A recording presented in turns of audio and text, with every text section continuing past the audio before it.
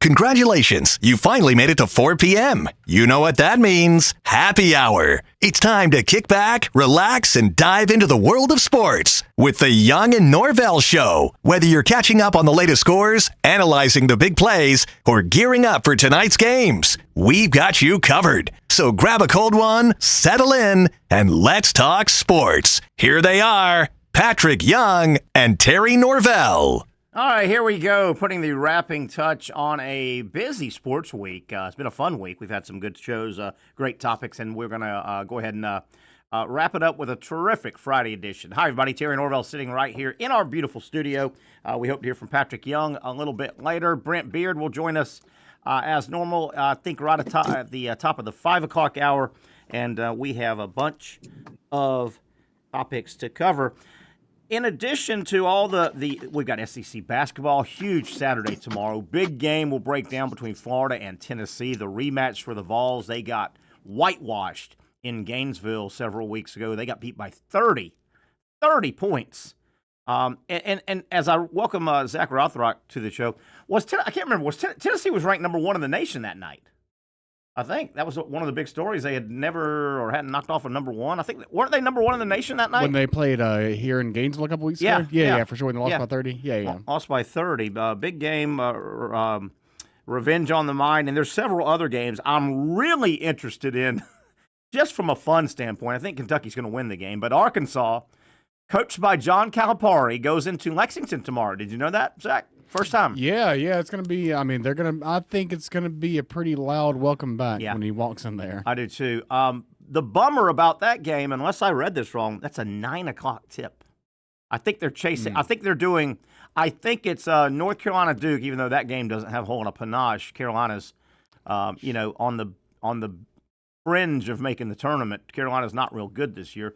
I think Carolina Duke is like the early game tomorrow evening, and then they're chasing that with Arkansas and Kentucky, which is a bummer. That's awfully late to try and watch that. Missouri, Mississippi State, Auburn, Ole Miss, Georgia could really help their chances by knocking off Alabama tomorrow in Tuscaloosa. We'll get into those games. I've got some thoughts on Micah Hanlogden. It looks like he may not play at all this year. I've got one special area that I would seriously consider playing Hanlogden if it came up, and it's very safe. I'll get to that. When Brent Beard gets with us, I want to run what I think is the perfect calendar time for college football. Zach, you and I talked about it a little bit yesterday. This weekend, right now, that we're facing, and last weekend, it's as perfect as college football will ever get to plugging in their Final Four.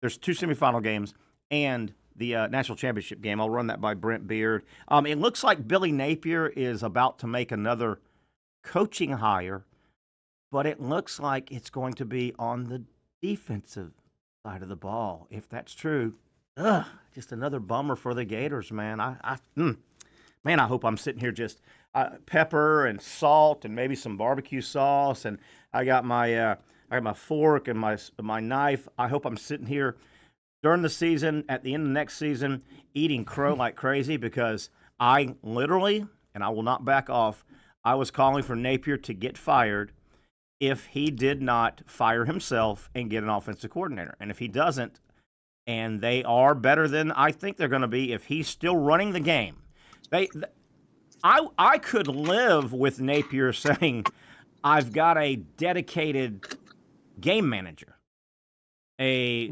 in-game game manager. But anyway, we'll talk about Napier. It looks like he's going to hire a defensive coach here soon.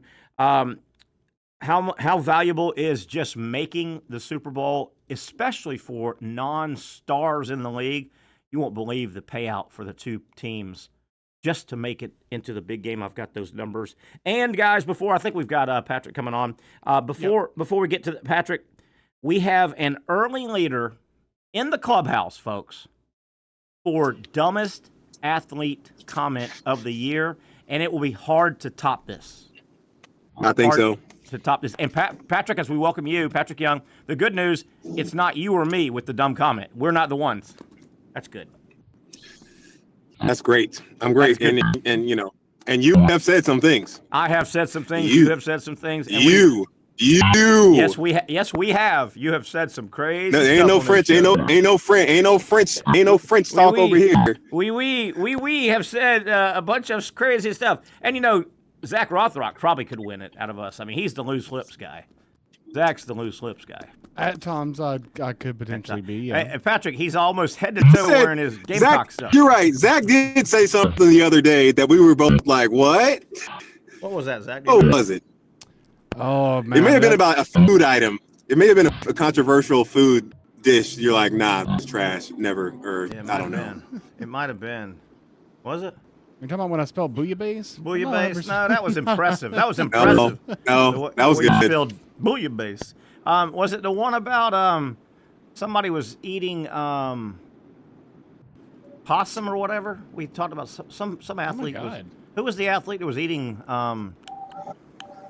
what was it? Not possum. It's another rodent. And he said they ate that normally, and he fed it to his teammates. Sounds like something Xavier Legette would say from the Panthers. I think it was him. I don't know. How did you know it was him? It was that guy. Look up what he talked about. He was eating. He said it's normal for where he grew up. They ate not rat, but not possum. It was something else. Raccoon? Raccoon. Raccoon. Yeah. Who eats raccoon? I've eaten a raccoon before. I've tried it. Tried it. I don't even do raccoons. My granddad grew up in the South and poor, and right. You shoot them and you clean them and you cook them and you put them in like a stew or something like that. It's very dark meat. It was very dark. That explains the Daniel Boone hat I saw you wearing the other day. There you go. Right? Daniel Boone hat. Isn't that where you get Daniel Boone hats? Right? Raccoon tail. Yeah. That's where you get them from. Or am I mixing that up? Yeah, I think I got that right. You're mixing it. Right? I can't lie. As messed up as it is, those hats are cool. They are cool. They are really cool. They are cool. They're cool hats. They are really cool. For the sake of having to chop it off of a raccoon, that's kind of messed up, man. Yeah, not good for the raccoon. Not good for the raccoon. Raccoon's having a bad day if you're sporting a good-looking raccoon hat. Raccoon's having a bad day. Yeah. Right. Hey, Patrick, I don't know if you heard, Zach, I think you heard. I heard a soundbite or two today. I didn't see the actual. But Liam Cohen has hired a defense coordinator, Anthony Campanelli, or I don't know what the actual pronunciation, Italian last name. Mm-hmm. 42 years old, young guy. Cohen's only 39, so he's hired a young defensive coordinator by way of, I guess he was with Green Bay last year, linebacker, a run game. It said he was the linebacker coach, run game coordinator. Those two things don't jive, though, do they? It feels like that's weird. That sounds weird. That sounds. But he's coached in college, Michigan, Rutgers. He coached linebackers for the Miami Dolphins. Guy's been around. Got a pretty good resume for 42 years of age. But Patrick, I have one concern off of hearing his soundbite today. There was a soundbite where he was addressing. He was in the team meeting room. You could tell one of his teams. And he's young. I'm going to give it to him. He's 42. He's excited, but I just want to make sure he's not another yeller screamer guy. I hope he's got substance, because he was talking about. I kind of hope he is, man. I want a yeller screamer. Golly, get some freaking emotion. Give us some emotion on the sideline. Goodness. Well, I'm fine with the yeller screamer guy, but they've got to back it up with substance. Do you remember? Right, I agree. 2 years ago when Billy Napier brought in Austin Armstrong, 29-year-old defensive coordinator, and he came in, and when I watched him at the Orange and Blue game and heard him and saw him talk, he was a screamer. And a lot of times your young coaches, they lean on just yelling and screaming, go, go, go, hit hard, fast, more, right? Yeah. And I told everybody I said, I'm going to give him a chance. It'd be stupid to, cast a coach away. Did he get let go? Or is he still? He left on his own volition, wink, wink. But, Ron Roberts came in and I think kind of took over the defense. But he turned out to be, I think, he was much more screamer than substance. Nobody was, once he got going, you go, hey, man, all that screaming and yelling and get them fired up, that's great on Monday, but what are you going to do on Tuesday? And, okay, that's great on Tuesday, but what are you going to do on Wednesday? You better have some substance. You better know how to get your guys in position to go tackle the football.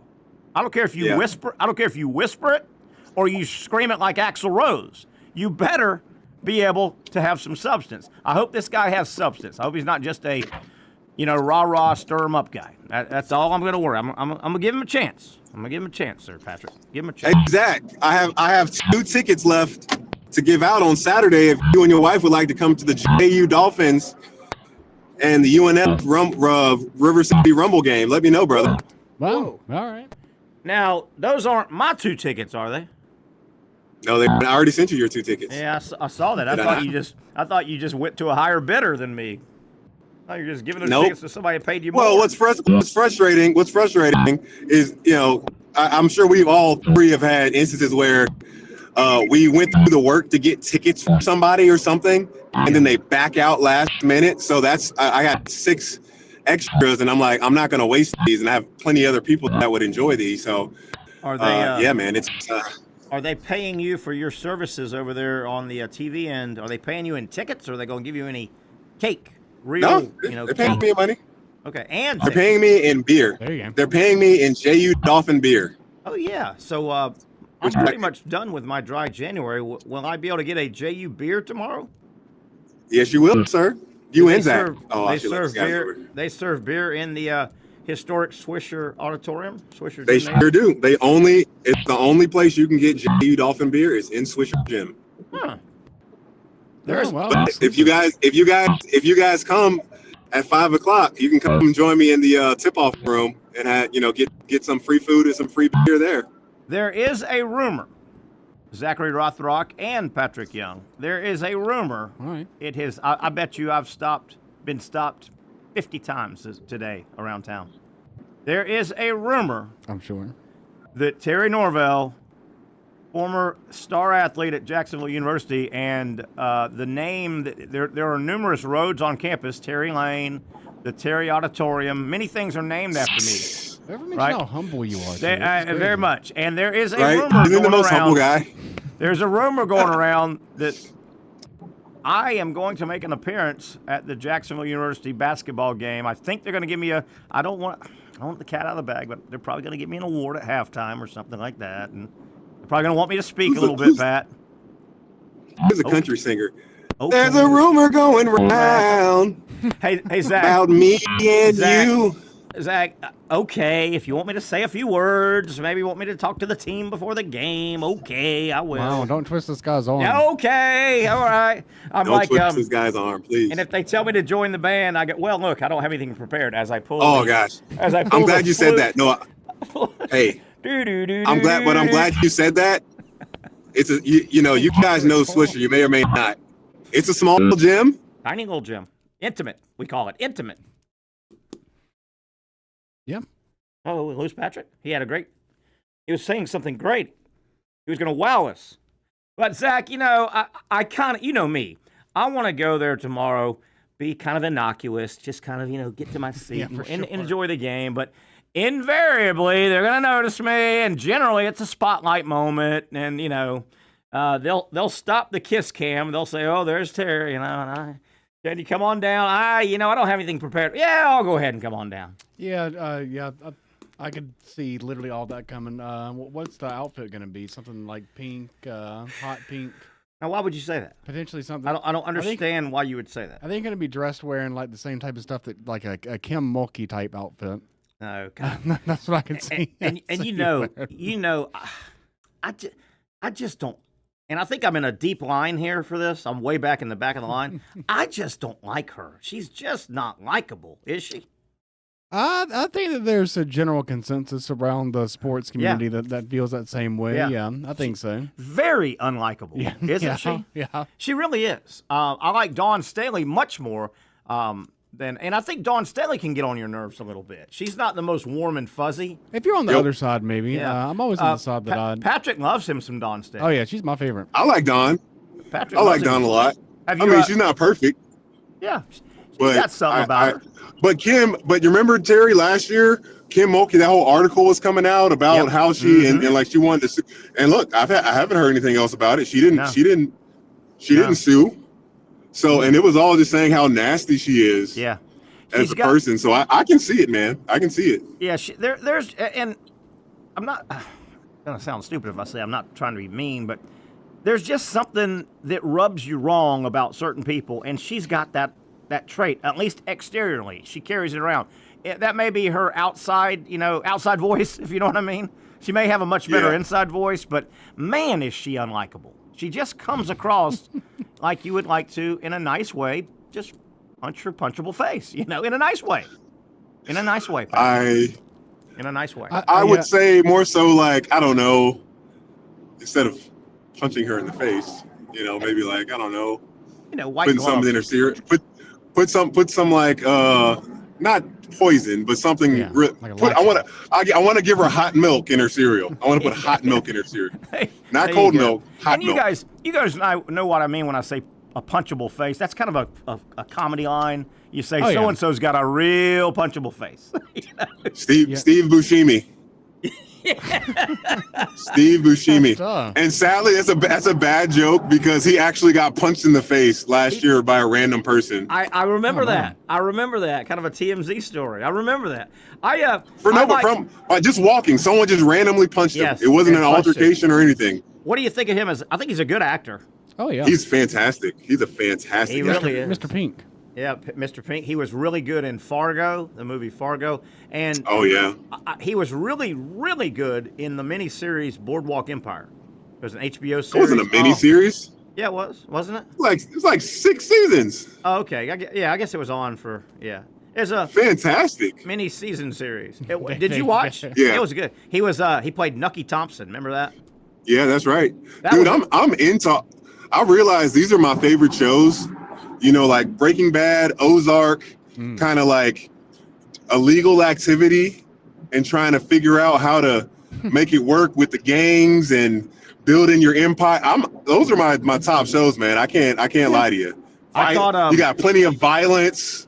You got plenty of betrayals. Oh man. I jumped into Ozark. I thought Ozark was great for about 2 years.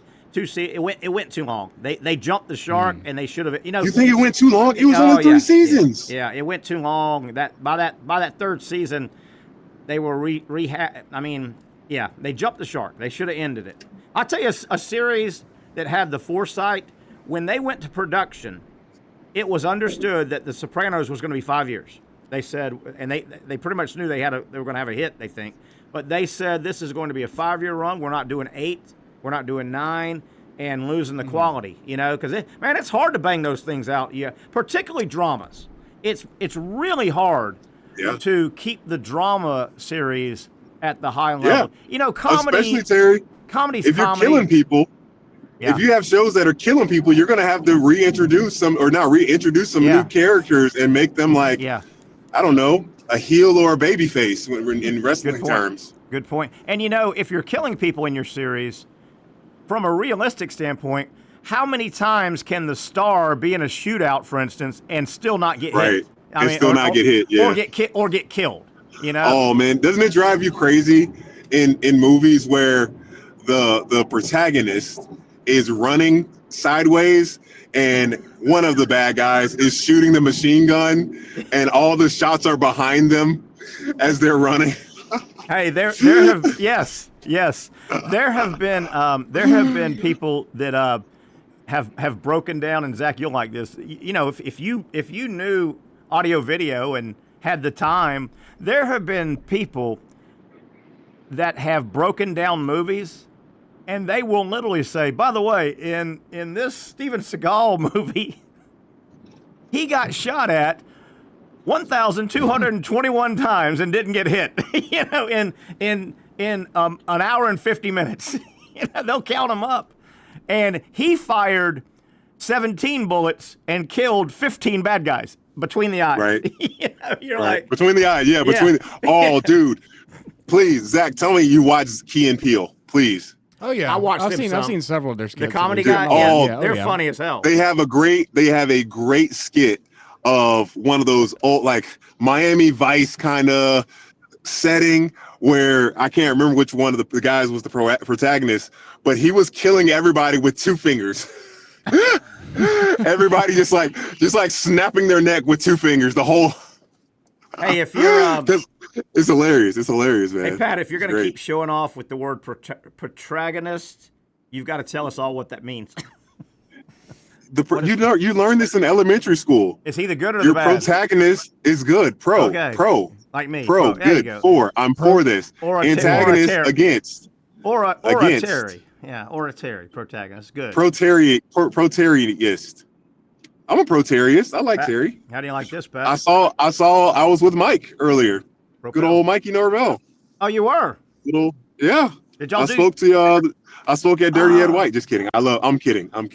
Oh, Those kids were great. The girls basketball team. You did that today? You know, and on a serious note, a serious note, guys. Yeah, talk about that.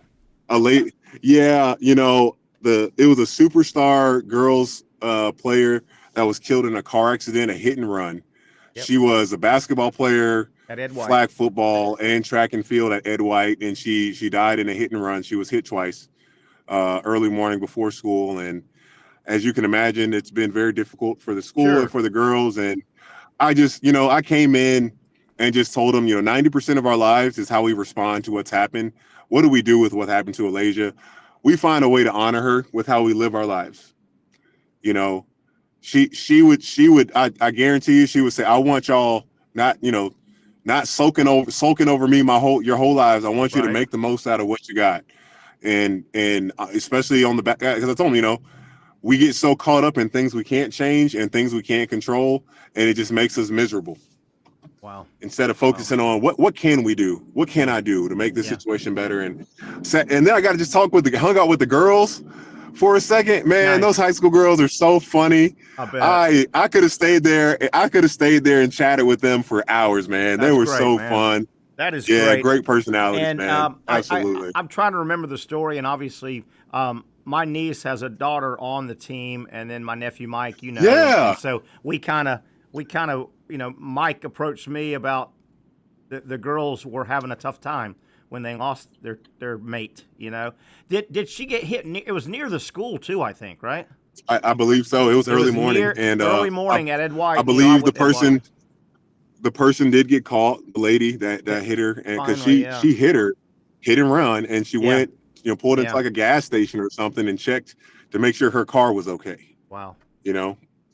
Wow. Not to stop and see, I hit something, I need to check on this. I don't know if she would have survived but at least, you'd feel much better about, it would have answered that question of like, dang, if she would have stopped, would she have died? And, from a legal standpoint, I don't know how it turned out legally, but, showing remorse and things can be accidents. We don't have to bury the person behind the car. I mean, there are accidents, but when that happened, and then my nephew obviously knows our relationship, you and I, and he came to me and said, "Man, do you think, Pat, the girls are struggling? They're really struggling." He said, through his sister, my niece, and his he knew the situation and said are they supposed to keep playing or do they stop? Right.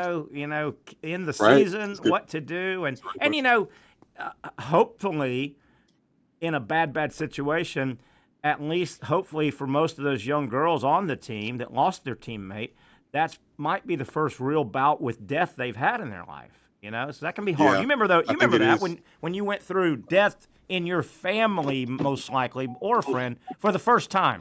You Yeah. you and I might have gone. I think I went to some funerals when I was too young to remember, but I was there. But when you were old enough, 13, 14, oh man, what do you mean Uncle so-and-so's not coming back? Yeah. Yeah, and that's tough, Yeah. man. That first time, It's tough, that. man. That first time, yeah, I remember when my uncle passed, and I remember being there, but it just was like, Yeah, it didn't hit me as hard as it would have if I was a little bit older, sure. because I kind of just really didn't understand. Hey, speaking of fully what Uncle, would- and speaking of 1 week ago today, how did the birthday party go? Oh man, it went great, man. It was so guys, my uncle turned 90 years old, and he's a Georgia man. He's a bulldog. A lot of my family Sure. are bulldogs. So I'm the only Gator they probably have ever cheered for. Actually, Travis Taylor's my cousin that played at Florida, so they cheered for him too when he was a receiver there. But we surprised them, man. I pray I get to 90, and I pray that I have family and friends, No doubt, around me, just talking about how much they love me and what I've meant to their lives. And but man, the food, goodness, I did not know members of it's two members. They have a business and they throw it down, Terry. Nice. Like I felt bad for how much I ate, but they had plenty of food. But you ate in honor of your uncle. Yeah, you're eating. I had to eat in honor of my uncle. Oh my gosh, ribs, the fried chicken. Oh, the ribs were crazy. The ribs were insane. It was fall off the bone, Terry. Stop it. Man, I hope I get an invitation for the 91st birthday party then. Oh, Terry, I met a friend of yours, Kelly. She listens to our show. Who's Kelly? She follows the show. She's at the Reflections wound care place I go to, and she knows you fairly well. She's a receptionist at the wound care place, and she's like, I know your face. Oh yeah. Are you doing the Young and Norvelle show? Oh, I know your buddy Terry. He's someone she used to date. That's a friend of yours, and they're still friends. Okay. So if that makes sense. Does that make sense? She's a friend of mine and dated one of my buddies. Yeah.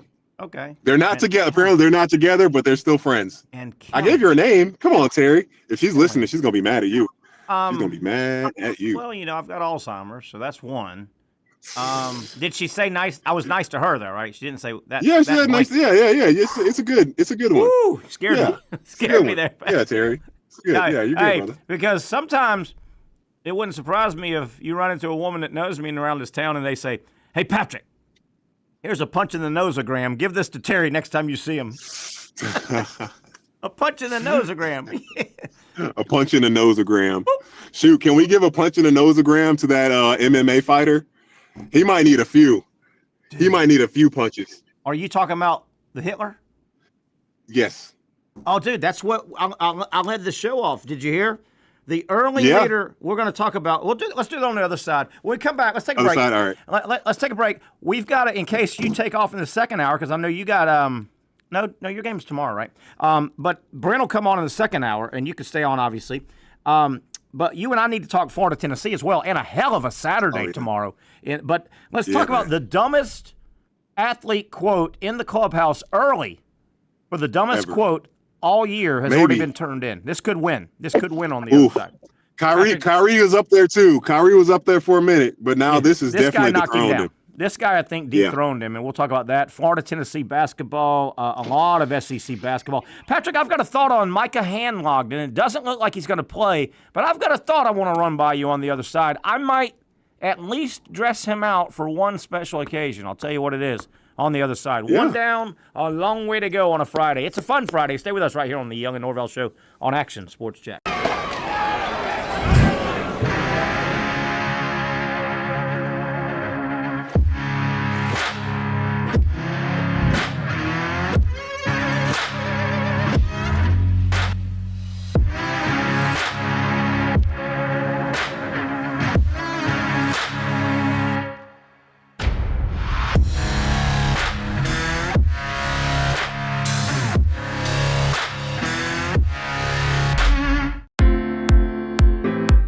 At Southeast Orthopedic Specialists, we know pain and injuries can stop you from doing what you love.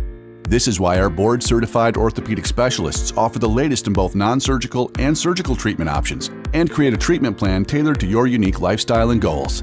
So, whether it is a sports injury or that nagging pain that's keeping you from doing what you love, our team has the right treatment for you. For more information or to schedule an appointment online, visit our website. Finally, a family atmosphere, kid-friendly restaurant with a real sports bar feel. Brix Jack's Beach features all of that and a large, climate-controlled covered patio with misting fans and heaters for all seasons. Mix in an extremely diverse menu that features the most quality and affordable steak at the beach, and there's no reason not to enjoy your next lunch, dinner, happy hour, or big sporting event at Brix Jack's Beach, 300 2nd Street North in Jacksonville Beach. See you at Brix Jack's Beach. You really got to hand it to him. Hold on. The previous play is under further review. I'm not sure what he could review, but okay.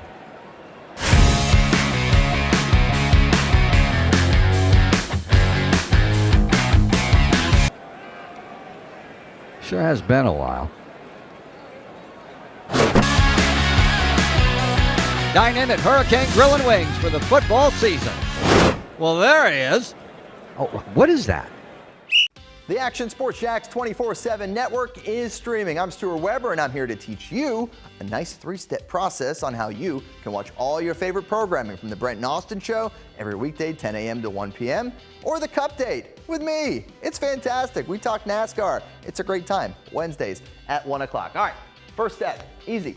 Download the Action News Jax app. You probably already have it downloaded on your phone, so you might already have that one taken care of. Step 2, see that stack of pancakes up there?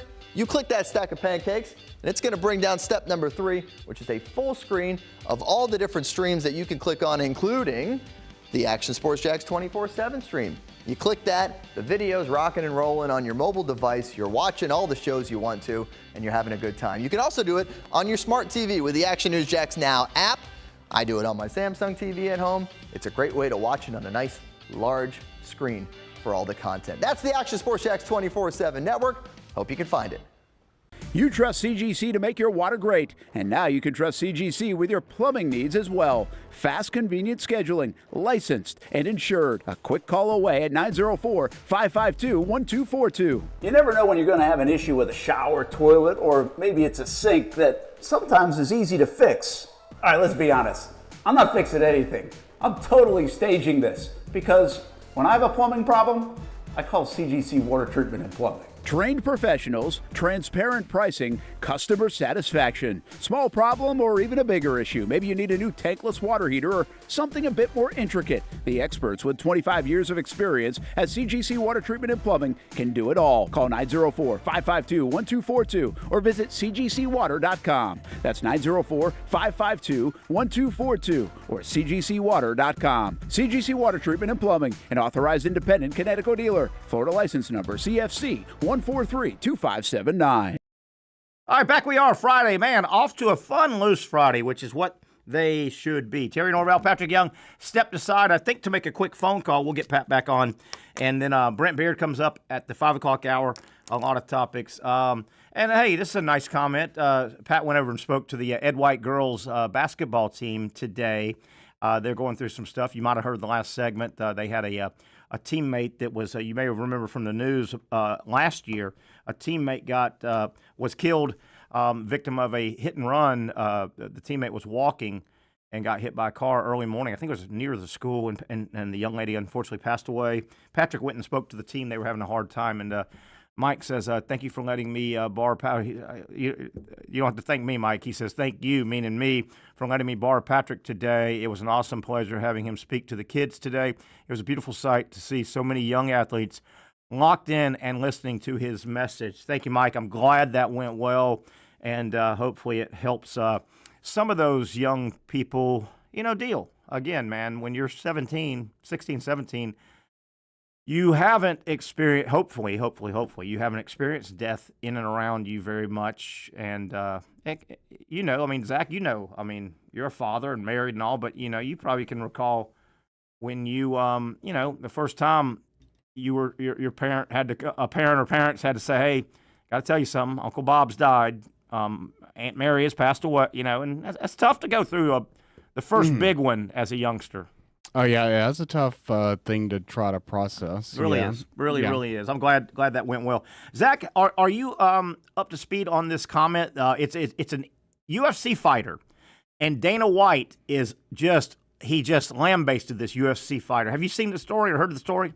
No. What's okay? Here's what we go. And this guy, I think, we may go ahead and award this guy the dumbest athletic quote. Whoa, I see the name Hitler. Yeah. Okay, right out of the gate. So we may go ahead and give. I know it's only 1 month into 2025. This guy may walk away with the trophy, dumbest athlete comment of the year. Okay, backstory. He's a UFC fighter, and let me find it. I have it here. Here we go. He's a UFC fighter, current. His name is Bryce Mitchell. Yeah. Okay. And UFC, obviously, his boss, I guess, his ultimate boss in that is Dana White, right? Mm-hmm. Dana White, very successful businessman, very smart guy, too. And no matter, he's political, no matter what side you have to agree, he's a smart guy. So this guy, Bryce Mitchell, a current fighter, right? UFC, he, like everybody in the world, has his own podcast. Okay? And so he... Mitchell has launched a brand new show, and on the very first episode, Zach, he launched into a bizarre diatribe claiming that Hitler, that guy, Adolf Hitler was someone who he'd actually have wanted to hang out with. And I quote from Bryce Mitchell, "I honestly think that Hitler was a good guy, based on my own research, not my public education indoctrination." And he goes on to say, and I continue quoting, "I really do think before Hitler got on the meth, he was a guy to go fishing with." Mitchell then went on to seemingly attempt to justify, this little act in history called the Holocaust. I mean, what? Saying that Hitler fought for his country.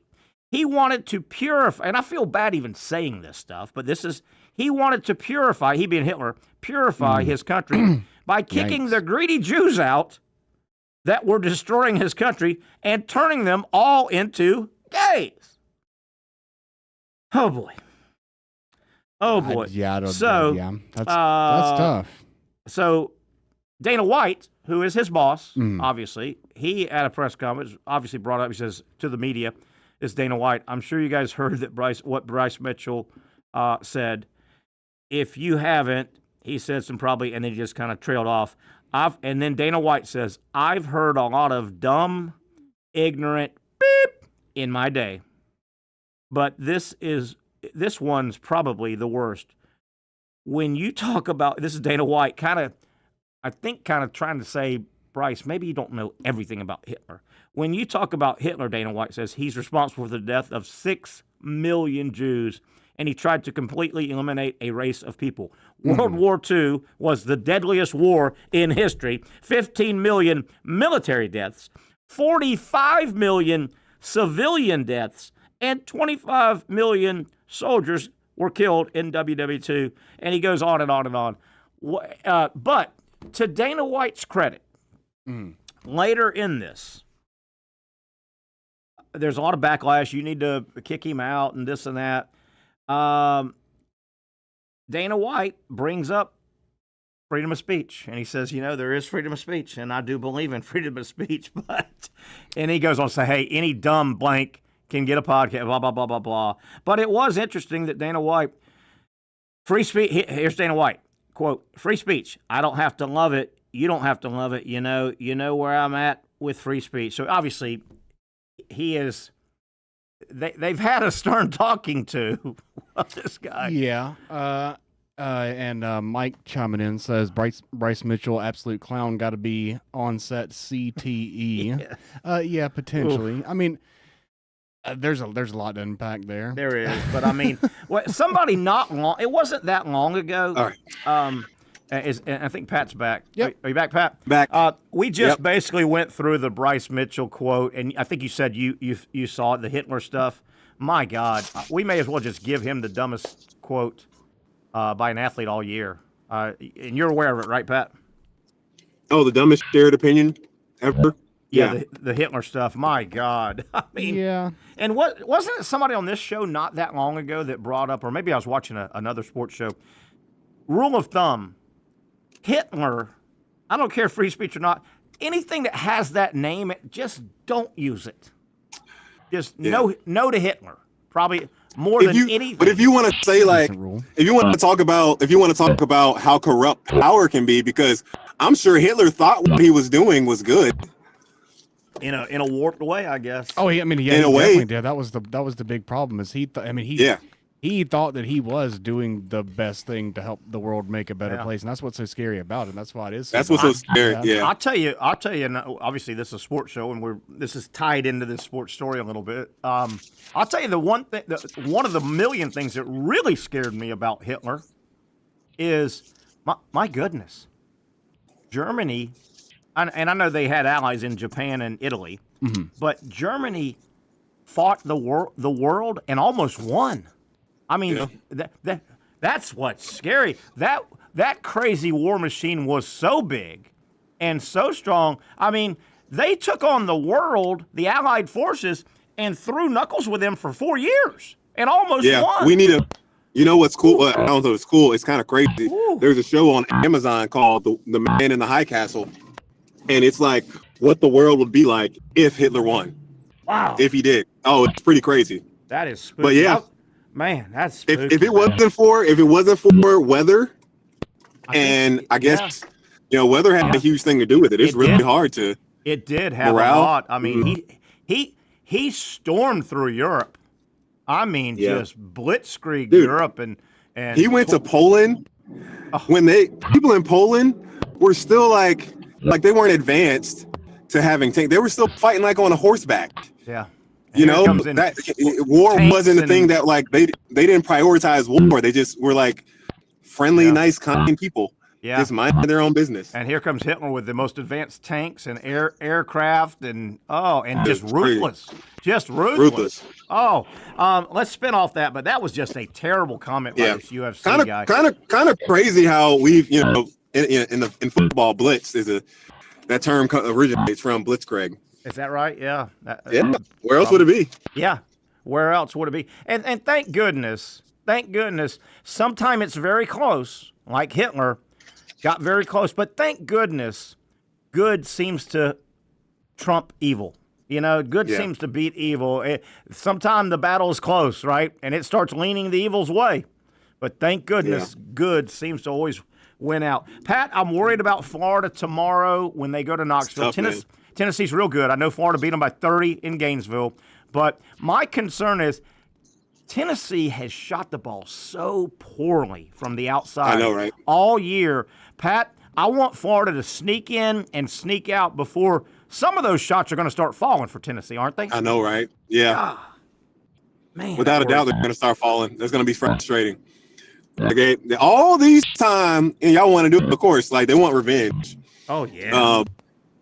I think the biggest thing for Florida, take care of the ball. Don't make it easy for Tennessee to have those opportunities where they're going to start getting some easy baskets, and it opens up. Yeah. Some transition threes, some offensive rebounds. Florida's got to attack the glass. Will Richard's been playing the best out of everybody right now. Out of his mind. Out of his mind. Last couple games. I text Coach Golden. He didn't text me back, but I said, Coach, whatever you did or told Will Richard, he's playing like a man possessed. Really is. Absolutely. He is, especially on the defensive side. He knows where the ball is going, and he is right on it. Yeah. I would have loved to play with a guy like that. Hey, Pat, on a scout, I want to ask you remind me about crowd size but I want to ask you about on a scout. I've heard a lot of the Jimmy Dykeses, guys that do Florida games. They're making reference to Florida's such a hard team to scout because you can't say we got to stop generally you say, okay, their leading scorer is Joe Smith. We got to pay a lot of attention to Joe Smith. He scores 21 points a game. They keep saying the scout number one is tough because what head of the snake do you try to cut off? You can't cut them all off. And the guys are so good. They're so good about this. that if Walter's not having a good game, he's more likely to still shoot, but he'll slow down on his shot. You know, if Elijah, like they'll defer to whoever is killing it, and I've seen and find other ways to be. Yeah, they'll be effective other ways, and that's what's dangerous. Like, you know, because you know, and exactly what you're saying. Look at Mississippi State here recently when they lost to Alabama. Josh Hubbard was like 15 of 28 from the field, had 38 points. You know, he missed a lot of shots. He made a lot. He kept him in the game. But Riley Kugel had 2 points in 25 minutes. I know. That is why they lost. That's the big reason to why. EJ Melendez, he had 3 points. He was more aggressive at least. But you stop those other auxiliary guys from being able to affect. And now, like, what do you do when you got 3 guys on the? And then Denzel Aberdeen, his job is to score. Yes, I love him, by the way. It is obvious that when coach says, hey, when you go in, all that passing stuff, you forget about that. I want you to go score. Yeah, because there's times he turns into a curling Neal. He dribbles a little too much, you think, but he's looking for an opening. I love Aberdeen. I think he's a scores. He's got a scores mentality like the other 3 guys. When I first saw Aberdeen a couple years ago, I didn't realize he's about 6'4", between 6'4", 6'5". He's a big guard, even though he's cat quick. He's quick. Big and quick. Oh, well, he's Zion pulling. Yeah. I couldn't believe he as fast as he was at 6'4" last year. So, but he has more skill than Zion. Zion was better getting to the basket and that mid-range shot. Yes. But I mean, Denzel can really shoot the ball well, and I think he can pass. He's a capable passer. Yeah. But I think coach says, no, your first priority when you get in, think score. And you know, Zion was no knock at Clayton. Zion was a true point guard. He ran the team. He ran the freaking team. And Clayton was a little more comfortable as the 2. Pat, I want to ask you a couple more things about SEC basketball in general, and then Hand Logden. Yeah. Remind me before. I don't want to miss Hand Logden. I got a theory, and it's crazy. Yeah, I'm really interested in your theory. I'm really interested. When you were playing, Florida goes on the road tomorrow. They go to Thompson-Boling. Tennessee and Kentucky have and Arkansas has got a big arena. But Tennessee and Kentucky are both well over 20,000, right? That's a big arena. And it'll be packed. That's a lot, man. It'll be packed. When you were playing, say, and when Florida, particularly your teams were so good, when Florida rolled in, the visiting arenas were sold out. I mean, you went into Stegman and you went into, Mississippi State and you went into all the other South Carolina. Yeah. They were sold out. Yeah. But they were. Yeah, it helps when your team's good. It does help. Can you tell as a player, is it discernibly different when you're playing in front of a packed house at Mississippi State with 12,000 versus Thompson-Boling tomorrow is going to have 21,000 falling out of the damn arena packed? Could you tell, or were they just both big, loud-ass crowds? Really important. Well, I think in having the student section position where it is, like Tennessee has it right behind, like they are up in your mug pretty much. Right. That makes a difference. I think Kentucky is a great environment, but the student section is so far, like they're way behind. Really? The basket. So it doesn't really affect you that much. I don't know, man. Yeah, the students, they're always the rowdiest, especially when they get on you and they do some homework and they got some ops on you before the game starts. And dude, do you remember last year? I think I brought this up when Spencer Rattler got a cameo last year. Yes, Spencer, he got a cameo request and they were very vague and just said like, hey, just tell the what is East Carolina? Yes. What's their mascot? Whatever their mascot, just say, hey, Pirates. Yeah, just like, hey, just we don't want you to just tell the Pirates, have a good game, wish you the best, hope you get a win. And they played it in East Carolina when the Gamecocks were about to play. Oh my gosh. Yes. Zach, do you remember that? Brilliant. You remember that last year? That was brilliant. Yeah, the cameos, you can buy a message from any celebrity if you want to pay it. So East Carolina, they were playing South Carolina last year in basketball. They had them on the schedule. So as Patrick said, East Carolina's fans, some of their fans, they did a basic cameo and said, "Hey, we because you can when you buy a cameo, you send in a script for the star to say, hey, this is Patrick Young. I just want to wish Billy. I know you're a high school basketball player. Your parents want to say, play hard and get a scholarship. Well, they had Rattler come on there and go, hey, it's Spencer Rattler. I want to wish the East Carolina Pirates all the luck in the world. They're playing South Carolina, and he did it. He got paid, and he did it. So yeah, why not? All right, Patrick. He got paid. I think what you were saying about Kentucky, their student section moved so far back. I would imagine that's a money thing. I would imagine Kentucky said, our Big Blue fans, they'll pay a lot of money to sit right behind the basket. We're going to move the students out of there. We're going to charge more money. Oh, yeah. Probably. And I want to say this, and you can speak to this. Florida, the Rowdy Reptiles were ahead of the game. Every school now has a big student section in basketball, but I think Florida was way ahead of the game with that. The Rowdy Reptiles were way ahead of the game. As an and they were smart. I don't know how much. I think it cost $1 million, but they switched when you're watching the game. Yes, they did. Used to be towards the bench. Yep, they switched the camera. And now it's angle. towards in the opposite direction. Yep. So when you're watching a game from Gainesville, that's the way to do it, man. Yeah, that was very smart. I think that's the environment. Uh-oh, Pat, move around a little bit. You got to think about your future fan base.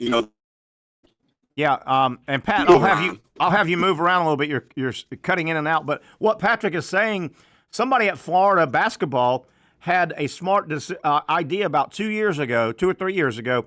Florida, they used to have a televised game in the O'Connell Center, and the angle they shot, the sideline angle, the one you stay on for the whole game most of the time, that was facing the club section and a lot of the alumni.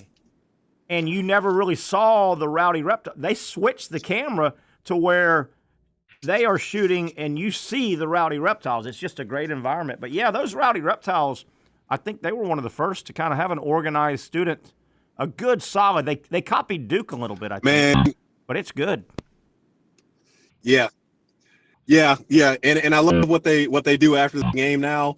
The players, after every home game, they go behind, like right in front of the student section. They high five all the fans. That's good. As they walk back into the locker room, it's great. Yeah, absolutely. Because look, Terry, you got to think about the future. The future fans. You think about your 5-year-old, 6-year-old, 7, 8, 9, 10. And, they see that and they're like, oh, I want to be a part of that. Absolutely. I want to be in that. Hey, I took my daughter and she would see. Even high school cheerleaders, if we went to high school game, but she'd see the Dazzlers and just be blown away, or the Gator football cheerleader. Her eyes were as big as saucers.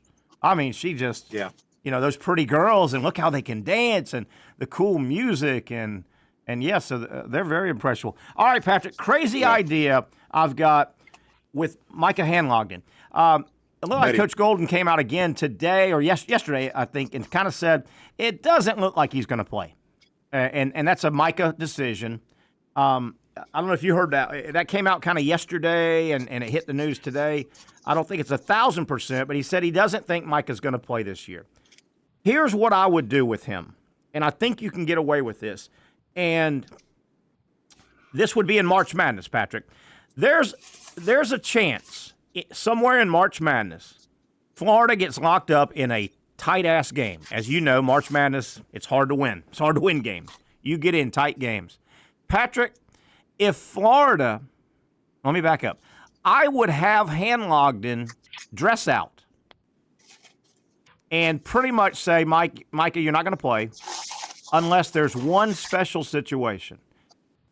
Patrick, there might be a time, it might be in the Elite Eight, it might be in the Sweet 16, it might be in the Final Four, it might be in the championship game, but somewhere in March Madness, if Florida, at the end of a game, a tight-ass game, you with me? I'm talking a tight-ass game. Tied, 1 point lead, 1 basket lead, 4 seconds to go. And the opponent has an inbound situation. And it's a spot inbound, meaning the guy can't move, not after a basket. Right. But he's linked in. Right, he's got a time after a timeout. You can't move, right, unless it's a made basket, right?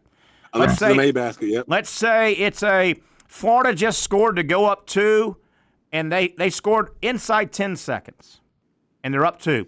The opponent gets the ball, inbounds it, crosses half court, calls timeout. When they inbound that ball, that guy can't move. Correct? Right. That's a spot. Correct. That's a spot inbound. That guy with the ball cannot move. He can't run the baseline, run the sideline. Patrick, would it be worth, in that situation, running your 7'9" guy and your 7'1" guy, stand them next to each other, right next to the sideline, and that guy would have a hell of a time inbounding that basketball, wouldn't he? Oh, my gosh. Yeah, oh, my gosh. And you could even let me ask you this. I'm not sure, because is one game enough to make it like, what if he plays one game? Can he say, all right, no, I don't want to play anymore?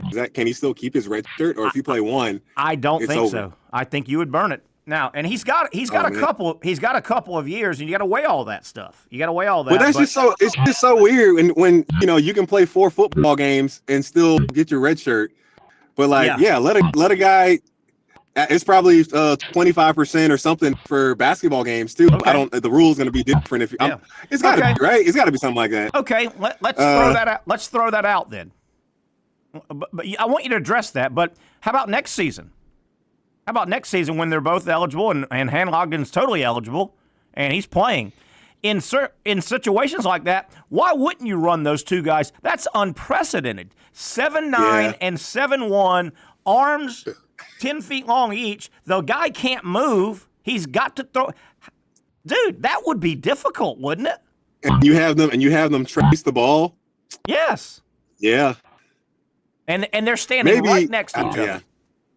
I'd like to see that. I don't know if you would do two. I'm not sure if you would do two people, just because of if he gets it in. They'll having one guy wide open. Yeah. If he gets it in, if he gets it in, it's 4-on-3 probably for 2 seconds. But especially since college basketball still does not advance the ball on timeouts.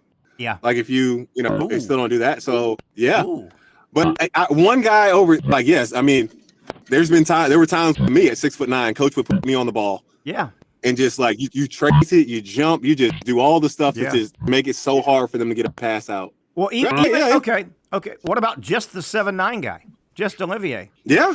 I mean, that's got to be if that inbounder cannot move, he's got to throw it over, around, somehow. I don't know if people. There have been shots this year of Micah Hanlogden standing up at a team huddle.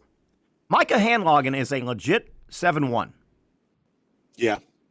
Olivier Rio, if I'm pronouncing that right, the 7'9" kid, dude, it's unfathomable how much taller he is than 7'1" Micah Hanlogden. It's unbelievable. Yeah, sure. It's unbelievable. Man. And I would like to see that situation with that 7'9" kid in front of a spot inbound, Paul. Man, that could be a weapon, dude. That could be a weapon. It is one. Yeah, I'm pretty sure Coach will use that when he has those guys like eligible next year, because you can only electively redshirt once. But I think you're on to something. Yeah. Hey, Patrick, we got 5 minutes. I want to talk some more SEC basketball, and we'll have Brent on. Do you think Florida's up against it tomorrow? What do you think tomorrow? I mean, it's going to be tough, man. It's going to be tough. It's a toss-up game, but I think if Tennessee gets hot, it's hard to come back. But it's I'm sure Tennessee has had some really tough practices. Yeah. I hope Rick Barnes looked in the mirror, man. Like, goodness, Rick Barnes, tell your guys to get to the basket, throw it inside, do something different. Something's not working. Yeah. You realize they're 4-4. They're 4-4 in conference. Yeah. How about that? Tennessee's 4-4. Arkansas at Kentucky. That's going to be fun. The problem with that is a 9:00 tip, Patrick. I hate that, man. Yeah. It's going to be fun, though. Calipari goes back to Lexington. Missouri at Mississippi State, a really nice game. I tell you, here's upset alert. Just keep an eye on. I'm not calling it. I'm just saying upset alert. Auburn on the road, 2:00 at Ole Miss. Just keep an eye on that one. Ole Miss, they may get them in a grinded out kind of. What you think Auburn's got any trouble with that game, Pat? Auburn at Ole Miss, 2:00. Thank you. Sorry, Pat, my mom. No problem. Good old Benita. Auburn tomorrow at Ole Miss. I'm calling upset alert on that. Auburn better look out. That could be the one.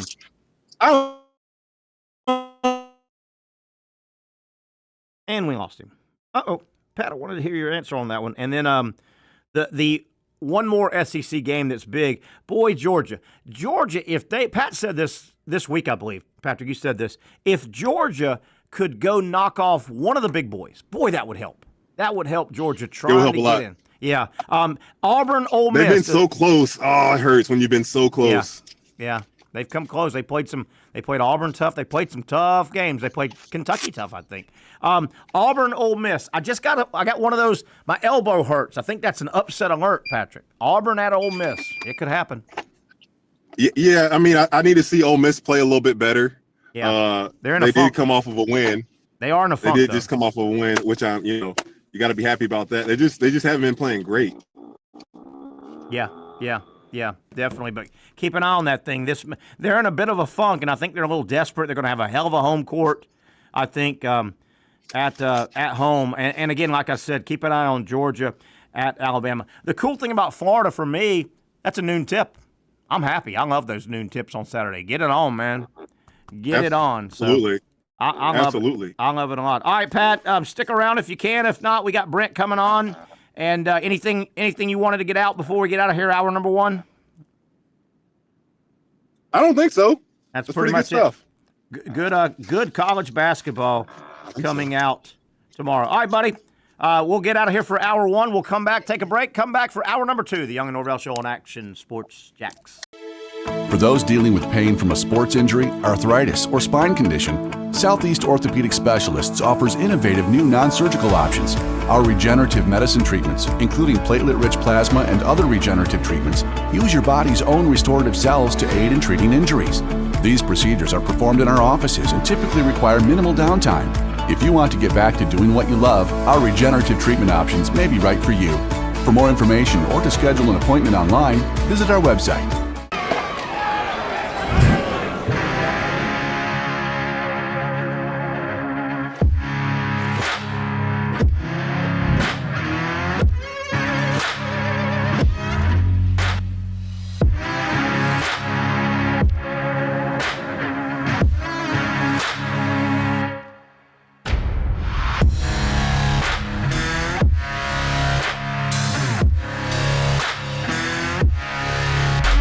Finally, a family atmosphere, kid-friendly restaurant with a real sports bar feel. Brix Jack's Beach features all of that and a large, climate-controlled covered patio with misting fans and heaters for all seasons. Mix in an extremely diverse menu that features the most quality and affordable steak at the beach, and there's no reason not to enjoy your next lunch, dinner, happy hour, or big sporting event at Brix Jack's Beach, 300 2nd Street North in Jacksonville Beach. See you at Brix Jack's Beach.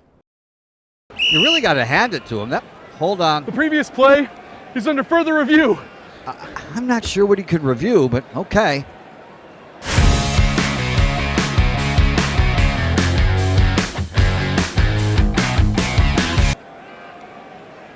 Sure has been a while. Dine in at Hurricane Grill and Wings for the football season. Well, there he is. Oh, what is that? Hey everyone, Olivia Tasley here from Action Sports Jacks to tell you all the different ways you can watch our new 24/7 network. 3 easy steps. You don't even need a pen and paper to write it down. Step number 1, download the app. Search Action News Jacks in your app store either on your phone or your smart TV. Then, once you're on the app, click on that little drop-down menu in the upper left-hand corner with the 3 little lines. That'll show you these options, and boom, right here, click Action Sports Jacks 24/7, and you will be brought to our continuous stream channel. That app can be accessed through all these different platforms. Whether you have Roku, Fire TV, Smart TV, Apple TV, or Google TV, you can find our app. Now, if you don't have access to the app, don't worry, we still got you covered. We're across all social media platforms from Facebook, Instagram, X, YouTube, Twitch. We have a podcast channel. Plus, check out our short reels on our TikTok. Action Sports Jacks 24/7. It's on all the time and everywhere. It's a new logo, new branding. With Bold City Heating and Air, it's an old school approach. One of the few locally owned and operated air conditioning businesses left in Jacksonville. It's hot, Florida in the summer. You can't do much to avoid it, but you can keep cool with Bold City Heating and Air. It's every customer counts kind of service, from when these trucks have pulled up to my home over the last couple of years and when they pull into your driveway as well. From communication to pricing to the actual service, everyone at Bold City Heating and Air cares about you. You know who is coming to your house. You know they will be well trained, and they will respect your home. Air conditioning convenience at BoldCityAC.com. Stay cool while it gets hot. Bold City Heating and Air can help. Don't get caught sweating all summer. BoldCityAC.com. And they have financing to help. New systems starting at $110 a month and $50 off any repairs. Stay safe, stay comfortable with Bold City Heating and Air at BoldCityAC.com. Homegrown in your hometown. All right, let's get going here as we kick off hour number 2. I want to thank Patrick Young for spending an hour with us. He's very busy, had a speaking engagement today and running. He's all over town taking care of different things. We appreciate Pat's time.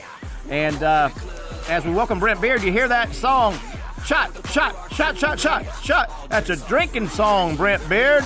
But I don't think I'm going to have a shot tonight as I wrap up. I'm going to go ahead a few hours early, wrap up my dry January. I think I'll actually have my first drop of alcohol later tonight. And but I don't think I need a shot, though, Brent, right?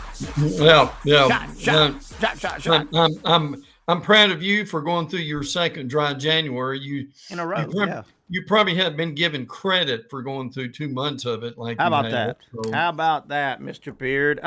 We got some stuff to get into. Let me quickly just throw a Billy Napier thing out. We teased a little bit. It appears that Napier's about to make another staff hire, but it's going to be a defensive staff hire. Tim Skipper may be coming in as and he's a veteran coach, been around, been at Florida before. Linebacker maybe helping out on the defensive side. It's not an offensive coach. It's not a play caller. Special teams coordinator. Yeah, and not and you're being serious though. It's not a special teams coordinator, and it's getting late, Brent. It's getting late. It is. Yeah, I agree. He thinks he's going to figure it out, I guess, and maybe he will. Maybe he'll figure it all out, and then he'll delegate special teams and game management. Maybe he'll figure out himself, or maybe I don't know, Brent. I think it's risky, but I hope I can eat crow during the season. I hope he wins a bunch of games, and I eat crow. I agree. Look, the reality that you mentioned the other day is this is who your quarterback wants, and who the quarterback wants, he's going to get right now. So unless Billy has an epiphany between now and in say spring practice. Unless something unless something's out there with a contractual issue that he can't make a move yet, or maybe a contractual, maybe a guy has gone on vacation after the long football season and they want him to be back in. I don't know. I think it's risky. Brent, big news out of the ACC. ESPN has extended their TV deal. Not a new deal, really, but they just kind of exercised the option, I guess. Yes. And then the news comes out as part of that. Obviously, ESPN said, "Hey, ACC, we need some quality games here out of you." Yeah. So a deal has been cut where Notre Dame will stay in their current situation, but they've got an agreement that Notre Dame now every year will play 2 of the following 3 ACC schools at least. They'll play other ones. They'll play a total of 5, I think, or 6 games. They will play 2 games every year, either against Clemson, FSU, or Miami, some combination. Yes. And I'm reading something into this.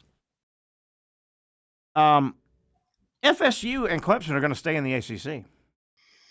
You don't make this deal, and I also think FSU and Clemson, by the ACC making this deal, that's them saying, we do think you guys are more valuable than the other. If they thought North Carolina was as valuable, they included North Carolina in this, or NC State, or Virginia.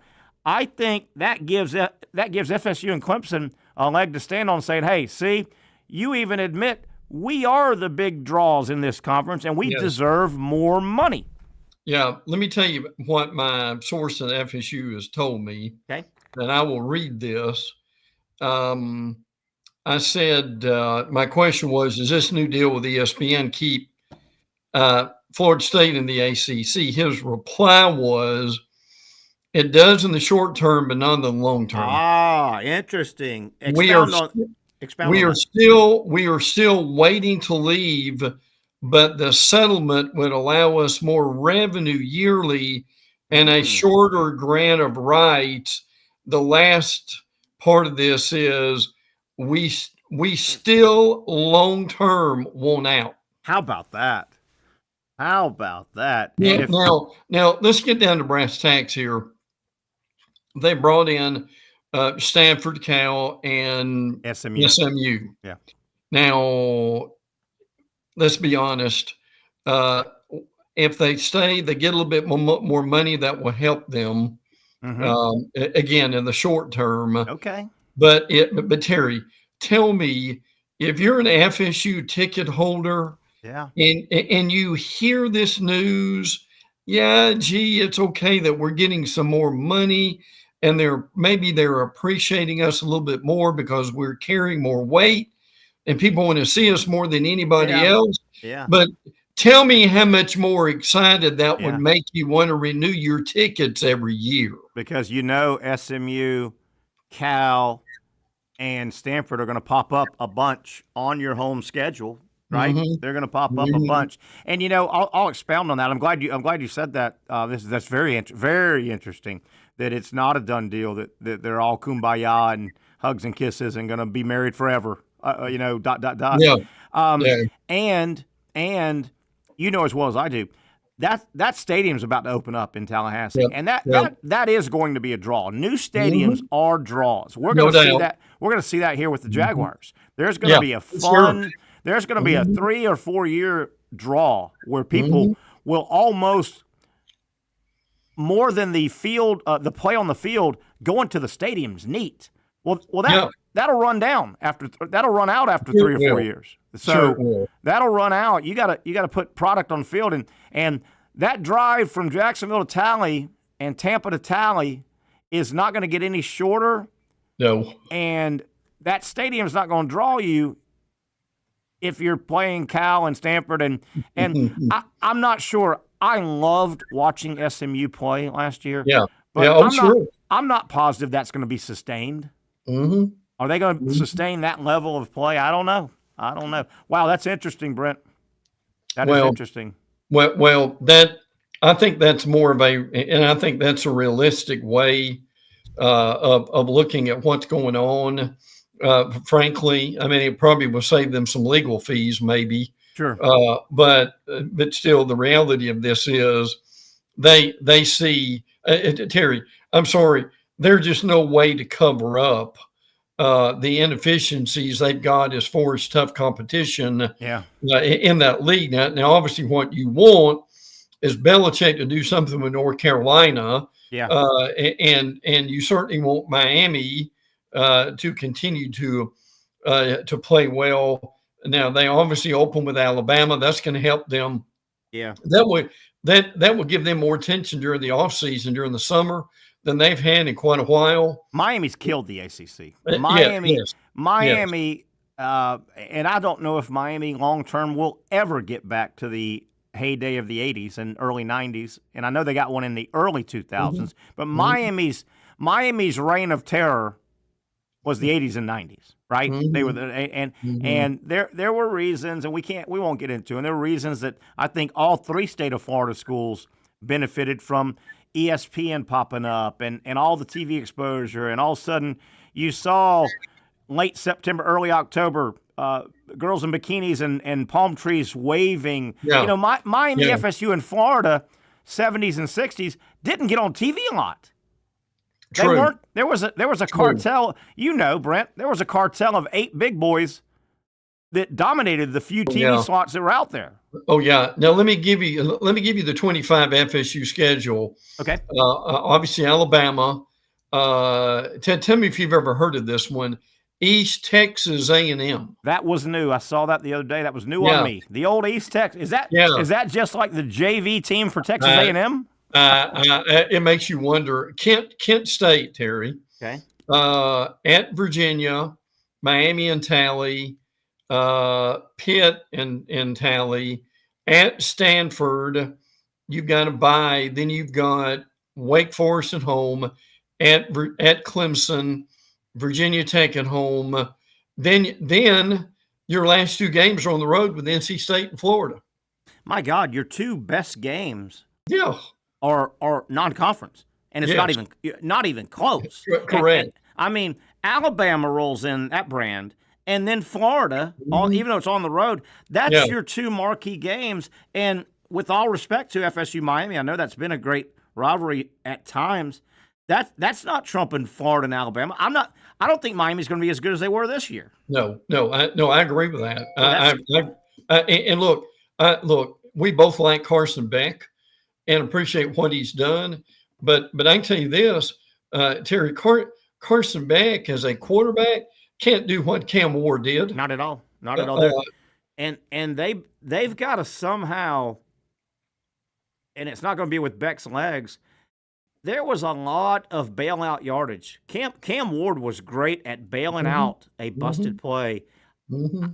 Unless Miami is better everywhere else on offense, where are they going to find that bailout yardage that Cam Ward gave them? I don't know. And if I saw this right in my dilated eyes after going to the retina specialist today. Oh, good for you. By the way, you told me I'll see you in a year. That's beautiful. That's the magic words, isn't it, Terry? I went in December, and they want to see me. And I ran out of my drops, and I forgot to refill them. Yeah. And I went up. Or sorry, we're talking our stuff. My numbers went up just slightly, so I'm going to go back in late February. But yeah, you want to get that year of good for you. Good for you. Well, but my point here is, in going up down their schedule, they don't have North Carolina either. I know. Which right now, because of Belichick, and I still don't think North Carolina is going to be a great team next year. No. But they will have interest because of Belichick. But they don't have Belichick and North Carolina on the schedule either. And that stinks because definitely this first year, I think Belichick's going to sell out a lot of visiting stadiums. Yeah, I agree. There's going to be curiosity, and Belichick, because of his presence, he'll travel more of his own North Carolina fans. North Carolina fans will, hey, it's fun. Our team's in the news, man. You know. No matter how good they are or bad, North Carolina, particularly the first 6 or 7 weeks, they'll be on all the preview shows. They'll at least spend 2 minutes on. All right, what's Belichick got this week? Right. You know? Oh yeah, absolutely. And I tell you this, Terry, Bama's got a better roster than FSU does right now. How about that? I don't say that without any hesitation. No, I mean, look. I'm not even sure it's close, is it? No, it's really not. I would agree with that, and that's where they didn't even know who the quarterback is going to be. I think it's going to be Ty Simpson. Mm-hmm. We don't know that for sure, but Terry, if they get drilled by Alabama, and then you've got East Texas A&M, Kent, and Virginia before you play Miami with a modicum of interest with that. And look, we're not here bashing Florida State, but for our viewers, we're just being realistic here. Is what you and I talking about. If you're an FSU fan, Terry, is that exciting you at all? Not a lot. Not a lot. I'm still dumbfounded. As long as we followed this college sports world, it still shocks me how Florida State athletics, and when I say athletics, we're talking football and basketball. Yeah. Let's be fair. Yes.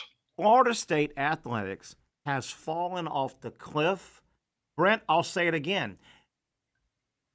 When I make my Monday through Friday day, just out and about, any day of the week, I don't hear anybody talking about Florida State football, Florida State basketball. Yeah. Nobody asks me about anything. And that's hey, Terry, man, what am I know? You used to always get that. Oh, yeah. I mean, it is shocking how innocuous FSU football and basketball. They've dropped off the map. And I'm not saying they're totally irrelevant, but Terry, that's where you don't want to be. They're knocking on the door right now, and they really are. And I'm hearing a lot of Gators, as you are. I'm hearing a lot of people are still saying, "Well, what's Georgia going to do? Is Alabama going to be absolutely?" And you're hearing things of that nature. But look, it's gonna. And I know this is. I know this is not a real big deal. But they can they can't get any momentum out of their spring game. No. Because they're not going to have a spring game. They're not going to have one. And, it's just shocking. And they've got to pick up football. And I know they were undefeated 2 years, whatever. Right. That was a bit of a misnomer. They had all those comebacks and Jordan Travis. Mm-hmm. But if Mike Norvelle can't turn this around quickly, some of those big-time teams that Leonard Hamilton fielded on the hardwood, those were kind of one-offs. They've got issues with basketball. Yeah, they do. Their arena's not on campus. Mm-hmm. They bought that arena and they've put a little money. It's still it's not a great arena, and they just don't put much emphasis in basketball. No. And they're going to have a new coach soon. Yes. Right. Yes. Yeah, because Hamilton's retiring. Yeah, soon. Yeah, it's got to be this year, you would think. Yeah. Oh, yeah. I would absolutely think that too. So this is what they're dealing with at this point, and again, this is a year to where they really needed either North Carolina or someone else. I mean, if the Clemson game was a tally, that would. I know. I think that would it would help them. And again, and they don't get Notre Dame this year. It would help if they had Notre Dame in the middle in tally. And I'll be honest with you. Help me, please. Gus Malzahn's not helping them a lot either. I don't think so. He's going to be the offensive coordinator, and there may be a little bit of excitement about that. But look, Gus is an 8-4, 7-5 football coach, and I'm not making that up. People can go online and look that up. No, and Gus has been the head guy though for a long time. Yes, they open up. What if they open up? 2-4, something like that. 3-3 and blown out in a couple games. How long is Gus going to stay engaged there? And man, will Gus's personality work with Mike Norvelle? Good question. Will he work with Mike Norvelle as the number 2 guy? Gus has been a head guy for a long time. Yeah, he has. A long time. And he played second fiddle to a guy named Nick Saban. Well, playing second fiddle to Nick Saban is one thing. Playing second fiddle to Mike Norvelle from Memphis. Right. I don't know if that marriage is going to go real good. They're going to be good in baseball. They got baseball. They got the right guy in place. But baseball, FSU baseball, they've got to do something with their stadium. It's an antiquated stadium. Yes. And college baseball has hit the period where if you want to compete, you need a Taj Mahal. Everybody's got a Taj Mahal. They really do. Yeah. Oh, yeah. Yeah. No doubt about that. Yes. Brent, let's take a break. On the other side, man, it seems like all of our answers to where to put college football playoff games is staring us right in the face. And I think I want to reference last weekend, and I want to reference this weekend. Yeah. And these 2 weekends are going to be the same forever. Sure they are. Brent, I'm going to run the scenario by you and go, move contracts around. You can do it. It's staring college football in the face. Yes. I'm going to explain it. You're going to explain it. I think it's the perfect option for the playoff. We'll talk about that on the other side. Brent Baird's hanging around. Nobody knows college football and basketball better than our man Brent. We'll keep him around for another segment or so. Talking some ball on a Friday. The Young and Norvelle Show continues on Action Sports Jax. Finally, a family atmosphere, kid-friendly restaurant with a real sports bar feel. Brix Jax Beach features all of that and a large, climate-controlled covered patio with misting fans and heaters for all seasons. Mix in an extremely diverse menu that features the most quality and affordable steak at the beach, and there's no reason not to enjoy your next lunch, dinner, happy hour, or big sporting event at Brix Jax Beach, 300 2nd Street North in Jacksonville Beach. See you at Brix Jax Beach.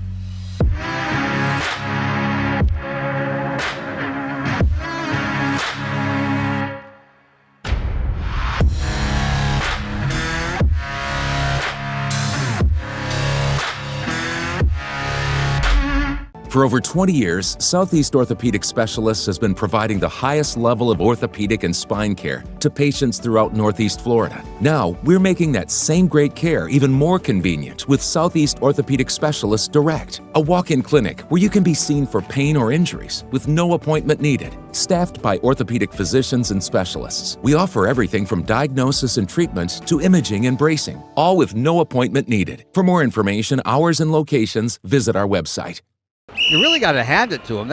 Hold on. The previous play is under further review. I'm not sure what he could review, but okay.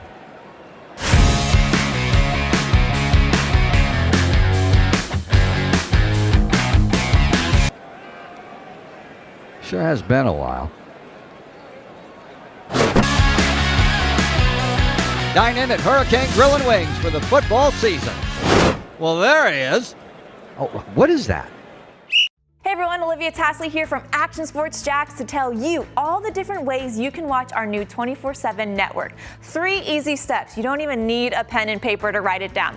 Step number 1, download the app. Search Action News Jacks in your app store either on your phone or your smart TV. Then, once you're on the app, click on that little drop-down menu in the upper left-hand corner with the 3 little lines. That'll show you these options, and boom, right here, click Action Sports Jacks 24/7, and you will be brought to our continuous stream channel. That app can be accessed through all these different platforms, whether you have Roku, Fire TV, Smart TV, Apple TV, or Google TV. You can find our app. Now, if you don't have access to the app, don't worry, we still got you covered. We're across all social media platforms from Facebook, Instagram, X, YouTube, Twitch. We have a podcast channel. Plus, check out our short reels on our TikTok. Action Sports Jacks 24/7. It's on all the time and everywhere. Summertime means sizzling sales at Nimnick Buick GMC. The #1 Buick GMC dealer in Jacksonville has lots of inventory to choose from with their best price guarantee. Nimnick never charges above MSRP. You can save up to $10,000 off select new GMC Sierras or get rates as low as 1.9%. You know, I'm a truck guy. GMC Sierra, my trim level is an SLT. This one's an Elevation. Pretty good looking color as well. So here at Nimnick Buick GMC, you have a lot to pick from. My father-in-law, he drives this, an Enclave, so I like that GMC in the family. 2025 is coming around the corner, which means it's almost time to close out those 2024s this summer. You can schedule a test drive at NimnickBuickGMC.com, and while you're there, check your trade value and customize your payment options. Nimnick is there for you, even on Sundays. Visit the showroom on Phillips Highway or shop online at NimnickBuickGMC.com. Nimnick, your friends in the car business since 1941. GMC, we are professional grade. Are we back? Thank God I'm back. I just had a Brent Beard. I hope you're still there. I just had a traumatic moment. Brent, during the break, I went to the restroom. That wasn't too traumatic, but the lock on the restroom door got a little squirrely. I thought it was locked in, Brent. So you're saying Zach and I almost finished the show? Yes, and I came back from the restroom. I said, Zach, I almost got locked in. And he goes, yeah, that lock's crazy. So it wasn't me, Brett. It was scary. I thought it was, and it's Friday after. Hey, we're at the studio. It's Friday afternoon. Most people are gone. I could have been trapped all weekend. I'm scared of that bathroom now. Brent, what do I do? I don't want to go back to that bathroom. It scared me, Brent. We'd almost had to call the maintenance staff at some point. You may have. One more question to you. I'm wrapping up dry January, and I'll probably go meet a few friends out here in a little bit, and I may have my first drink in the whole month. What is the celebratory protocol if are my friends supposed to, as a congratulations, buy me a drink? I mean, that doesn't sound right. Hey, I would. Hey, Terry, what about drink and dinner? Oh, okay. I like that. Yeah. I like that. Yeah. I like that. All right, Brent. I did a little research yesterday with regard to the NFL schedule, their postseason schedule. You know, and I found out 10 times since the Super Bowl has been in existence, 10 times the NFL only had 1 week off between, they played the Super Bowl the next week after the championship games. Only 10 times, 70, 73, 77, 81, 83, 91, 94, 2000, 03, and 04. They've never done it since 04, 20 years. So obviously the NFL is never going to go back to 1 week. Right? It's just too big an event to coordinate it all. So we know that. They're never going to go back to championship game Sunday and then next week Super Bowl. Never. So that week, the week we're in right now, is always going to be open. Okay? It's always, the NFL will not have, I don't care about the Pro Bowl. It's always open. Think about last weekend, Brent. Last weekend, the NFL is playing, but they're down to their final championship games, conference championship games. So they played their 2 games on Sunday, and that's never going to change. They play those 2 games. So last Saturday is wide open. Last Saturday is open and will be. I don't care about contracts. Get it done. College football, the 2 semifinal games should be last Saturday, and the college football championship game should be this weekend, Sunday, always, and those aren't going to change. The NFL is never going to say, well, we're going back to 1 week. That's what college football should do. You can make the argument relatively easy. And look, you now look to those dates for the championship game the rest of the decade. And now we had the 20th this year. The rest of those dates, you remember, Terry, were like the 24th, 25th, 27th. Yeah. I mean, is that much different than what you're talking about at all? No, not at all. If I'm college football, I lock it in. And the biggest thing they would need to do, start thinking about a catchy name. You can't use Super Bowl Sunday, but figure out a catchy name. And the national championship is always the Sunday before the Super Bowl. It's a celebration of football in our country. It's the dominant sport. That's what. How about that Saturday, Sunday? You'll have you'll have the Final Four. Let me back up. Yeah, you'll have the Final Four on that Saturday. You'll have the conference championship games in the NFL on that Sunday. The following weekend, you've got the college football national championship standing alone on Saturday or Sunday. You may want to play it on Sunday. Yeah.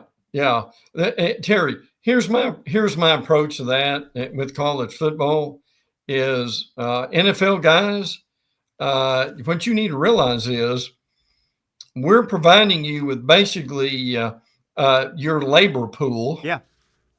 And you're not paying us a dime for it overall. I mean, I know they pay their draft choices, obviously, but you know what I mean. Yeah, absolutely. But because, Terry, listen, you and I both know this is going to happen. They're going to announce sometime in the next, 1, 2, 3, 4, 5 years. Well, we in the NFL have decided we're going to play Labor Day week and Labor Day weekend. Listen, probably you know good and well that's coming at some point. Yeah. So why can't we? So since we give you all this labor that you don't have to give a dime for, why in the world can't we work something out? And which is getting around to what you're talking about. I totally agree. And it's just, this is so perfect. I think this is so damn perfect. Brent, busy day tomorrow in the SEC basketball. Really good. I love the fact that the biggest game of the day is at noon. Florida, Tennessee plays at noon. Right. We had Patrick on. We got all deep into that game in hour number 1. I'm concerned for Florida. I think Tennessee's going to win tomorrow. Tennessee's real good. Florida beat them by 30 in Gainesville. I think that factors a little bit. Sure. My concern is Tennessee has shot the ball so bad. They have struggled shooting from the outside. Right. They're a good team. Though they're going to have a game or two soon that some of those shots are going to fall. I'm worried. Can Florida get in and out of Knoxville before they find their shooting touch, at least for one game? I like Tennessee tomorrow, but wouldn't shock me. Tennessee, do you realize Tennessee is 4-4 in conference play? They are. But still, they're regarded as one of the best teams in the league. And listen, how about this? my understanding is Tennessee has not lost consecutive games in 5 years. How about that? Wow. I mean, that is how good they've been. Now, I may be off on this a little bit, Terry.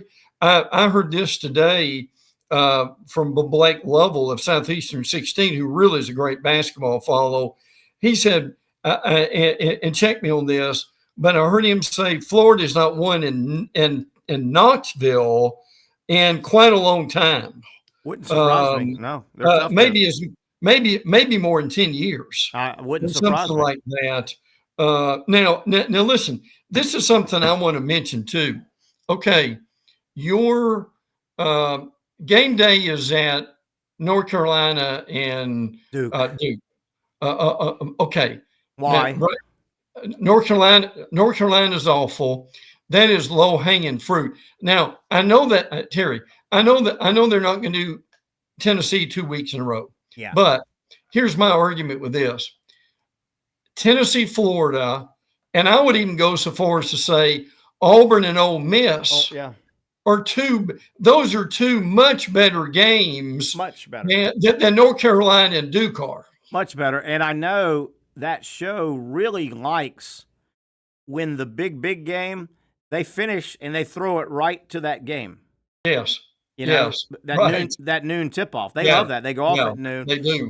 You're they right. Do. But can't wait for the game tomorrow at noon. I would pick Tennessee in the game. I just think the odds are some of those shots are going to start falling at some point for Tennessee, and they're really good. I like Arkansas at Kentucky. It's going to be a hell of a storyline. Going to be fun. Cal's going to get just booed unmercifully. That's a 9 o'clock tip, Brent. I may not even see any of that damn game. Don't you hate that? Don't you hate that? I know, but Terry, it's like the other day, the Alabama Mississippi State game. Was it 9 o'clock? I got to halftime. I made it to halftime, and I woke up a couple times and followed it on my phone. Yeah. Oh yeah. And listen, Terry, I'm still sitting there watching it at 11:37. Okay. Oh, you told me that. 11:37. And your notes were great along those lines. Your notes had 3 or 4 games from last week, I think it was. And we talked about the one thing that is killing college basketball right now, the reviews. There's way too many. Right. I don't know if you have that paragraph. The 3 games, one game, the final minute and 7 seconds took 21 real-time minutes. The final, minute and a half of another game took 19 real-time minutes. It was I watched, I think, every one of those games. They were ungodly long. Yeah, right. Well, this came from Brandon Zimmerman, so I give credit for this. Auburn, Georgia game, it took 21 minutes of real time to play the final 1 minute and 2 seconds. Say that again. It took 21 minutes of real time to play the final 1 minute and 2 seconds of Auburn, Georgia. I just want that to sink in. And I hope you viewers follow that. And that's probably, 3 or 4, 3 or at least 3 reviews in there. And then they talk, and then they huddle, then they talk, and then they huddle. And since they're going to review, let's go ahead and take a commercial break, right? And come back, and they're huddling. It's unbelievable. Right. There were a couple more, right? Under 2 minutes. Yeah, on Wednesday, it took 16 minutes to finish the final 49 seconds of South Carolina and Vanderbilt. It took 19 minutes to finish the final minute and 41 seconds of Kentucky, Tennessee. And then in the Oklahoma-Texas A&M game, the final 2 minutes, 37 seconds took 22 minutes. That's almost half an hour. That's unbelievable. read that South Carolina Vanderbilt again. That was a matter of seconds that took. Read that one again. It took 16 minutes to finish the final 49 seconds of South Carolina Vandy. How about that? That's got to be addressed. That has to be addressed. I shared this on Wednesday. Then I talked this week with a friend who does college basketball games, and his quote to me was, the problem in the game right now is these coaches want to control every dribble. It is unreal. And it is unreal. And to the point you made this week, okay, let's say Florida has a week off. They didn't have a game this week, so they're playing Tennessee tomorrow, and they've had 5 days. Now I'm being facetious here, but you'll get it. What if Todd Golden saves them and calls all 3 of his timeouts in the last minute of the game, and the last minute of the game is going on 15 minutes? Ungodly. It is ungodly. And yes, we did talk Wednesday. The coaches I'm amazed at big time college basketball coaches. Their players are very advanced. Yes. Particularly in the Power 4 conferences. These guys, the Power 4 conferences, the worst player you see on Mississippi State is a big-time college athlete. Sure. He knows how to play basketball. He was a 3-star, maybe a 4-star, maybe a 5-star. He knows how to play. You practice. You go through your defenses. You go through your calls. You go through your offenses. These coaches in college, watch them. Watch tomorrow. Yes. They stand up and they yell and scream almost every dribble like their kids have never played the game before. It's unbelievable. It's like, I mean, you could see them, all of them. Go here, move there, no, back, cut. That. You're like, holy cow. You would think this is an 8 and under YMCA team. Yeah. And let me extend what you said a minute ago. Here's the difference in the SEC now than it was 10 to 15 years ago. We've got players who play SEC basketball, and I'd be curious what Pat would think about this. You know the term basketball IQ. Yes. Okay. You've got players in college basketball right now, particularly in the SEC. Their basketball IQ, and I'm not making fun of anybody. This is just the truth. Their basketball IQ, Terry, is much higher than it was in the SEC 15 to 20 I agree with that. Years ago. And here's the point that we're both saying. Okay, if my guy's basketball IQ is higher than it's been in 20 years, why do I need to call timeout every time the other team scores and we're supposed to get the ball? Yeah, it's unbelievable. Hell, the other night, to Todd Golden's credit, when Florida beat, what was that, South Carolina on the runner? Yeah. The runner by Will Richard. Florida had a timeout. Todd Golden said, inbound the ball and go. Yeah, that's right. Go. Yeah. And sometimes their philosophy is don't let the other team set up. I'll tell you the other thing that drives you nuts in college. I should have asked Patrick, and I will next time I remember it. I don't know if it's just a reaction, involuntary almost. When you watch a college basketball game, every dead ball, I don't care if the ball gets knocked out of bounds, there's a foul, they're going to both teams, they huddle up. All 5 guys, they wave them together, and they kind of lean in, and it only lasts about 3 or 4 seconds. But you're like, what are you talking about? And they do that 150 times a game. Brent, they do. They really do. Am I not? I'm not lying. They huddle up, and you're like, what? And if it's a defensive set or an offense, okay, that's fine. Well, you've screamed it. The other team's heard everything you've said and every finger you've held up. There's not a lot of secrecy. What the hell do they have to talk about? 150. They huddle up at every dead ball in college. Yeah. Oh, yeah. And listen, here's another reality, and this is happening in football too. And look, we all have official friends, and I mean friends who are officials, but you see this all the time. And this is just being realistic. Terry, these officials love to be on television. They do. I'm sorry. They love to be on television. I agree. And you got some of these guys, and I've got friends in the media, you do too, who actually will call them out. Absolutely. Now I don't necessarily have the desire to do that on here, but you and I both know some of these guys that we're talking about, they will not let these teams play. Nope. They have got to control the game themselves. They've got to get look. I think this was I tell you what it was. It was an A&M Alabama game in College Station. Terry, I think during that game, there were like 80 fouls called. I believe it.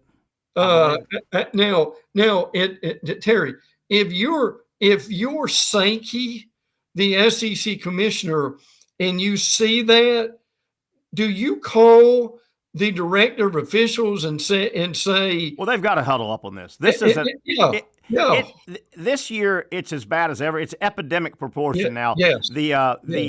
Obviously you and I are very intimate. We watch the SEC, but we watch a lot of other. I got to believe every conference is going through this. There's no question. Absolutely, it is. The incessant number of basketball reviews, I think, is a bigger issue to their sport even than the fake injuries in football. And they're trying to get that's tough too. That's one of the things that's killing football, along with reviews in football is killing it as well. Yes. But they've got the incessant flopping fake injury thing. But college basketball is a grind to watch. Somebody was being facetious the other day. I was listening to on sports radio, and they were going through this thing of, I take a nap in the first half. I ate a little bit of lunch in the beginning of the second half. And what I've learned is I really don't have to sit down and start watching until about 7 or 8 minutes left in the game. Yeah, get the feeling. Because all they're doing is shooting free throws and having time out. Yeah. And my Lord, there's a lot of truth in that, isn't it? There is a lot of Hey, you dial in with 6 minutes to go. You then can kind of get the feel of the game, and then go to the end. Listen, you were probably asleep, and this was Tuesday night. It was Tuesday night. Dorian Noka was there. I think Ron Slade was there, or the shooter. Yeah, it was Pat and Pat that night. It was. And I felt for Dari. Now, look, you've done this more than anybody I know. You've got one of these post-game shows, and you're waiting on the doggone thing to be over. And listen, Dorian Noka, in just a real moment of transparency, slumped over in his chair and just put his head in his hands. This is on the air, Terry. Right. This is on the air, and said, why in the world do these things have to be so long? Yeah. That's good. That's good TV. I feel for him. I do too. Well, Pat says that Patrick Young, who this is his time of year on TV. Yeah. He's like, Terry, man. He really referenced on Saturday. He used to work he does Tuesday, Wednesday night now. Yeah. He used to work Friday, Saturday. And he would go, Saturday, you have a hit at noon because SEC Network's got noon games. He said, Terry, you're watching ball all day, and he prefaces it by saying, "Hey, man, first world problems. I'm getting paid to watch college basketball and talk about it." He prefaces that, but he goes, Terry, on a Saturday they get going at noon, so you're in the studio. You're not at your hotel, right? You're in the studio because there's early games, and you're doing halftime, and you're doing between games. Hey, Terry, by the night games, and then it's the big time. It's SEC now. Then right. Man, you're almost basketballed out, and you're fatigued. Sure, you are. You're fatigued. Now, when you were with Sunshine Network, right? Did I'm guessing you had a few of those nights too? Well, we would do Friday night preview. Yeah. And it was heavy Florida State, but college football Friday night. Yes. Oh yeah. Live. And then we'd do Saturday, a Saturday show, and then we did Seminole and Gator post-game show. Yeah. What would happen? Right.